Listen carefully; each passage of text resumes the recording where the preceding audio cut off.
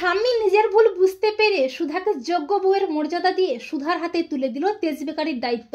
হ্যাঁ বন্ধুরা, আমরা এমনটাই দেখতে পাবো শুভ বিবাহ ধারাবাহিকের আগামী পর্বগুলোতে।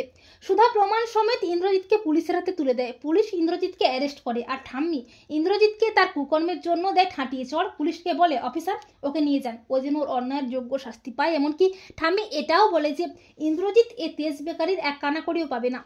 এরপর সুধা বলে, ঠাম্মি আপনার তেজকে আমি আপনার কাছে ফিরিয়ে দিলাম, আমার কাজ শেষ, এবার আমি আসি। তখন ঠাম্মি বলে, দাঁড়াও সুধা, তুমি কোথায় যাচ্ছ? আমি যতদূর জানি বিয়ের পর মেয়েদের আসল জায়গা কিন্তু তার শ্বশুর বাড়ি। তখন সুধা বলে, ঠাম্মি আমি সত্যিই চেয়েছিলাম যে আপনি আমাকে এ বাড়িতে ফিরিয়ে আনবেন, কিন্তু এখনো যে আমার কাঁধে অনেক দায়িত্ব।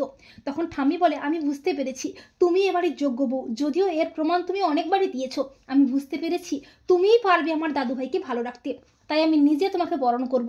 তখন সুধা বলে, ঠাম্মি আমার কিছু শর্ত আছে, সেগুলো যদি আপনি মেনে নিতে পারেন তবেই বসু মল্লিক বাড়িতে আজকে হবে সুধাময়ীর গৃহপ্রবেশ। ঠাম্মি বলে, কি শর্ত? তখন সুধা বলে, আমার স্বপ্ন, আমার ভালোবাসা এসএমবিকে মেনে নিতে হবে, এ বাড়ির মেয়েদের স্বপ্ন পূরণ করার সুযোগ দিতে হবে, স্বাধীনতা দিতে হবে। তখন ঠাম্মি চুপ করে দাঁড়িয়েই থাকে। তখন সুধা বলে, আমি জানি ঠাম্মি আপনি পারবেন না, ঠিক আছে আমি চলে যাচ্ছি।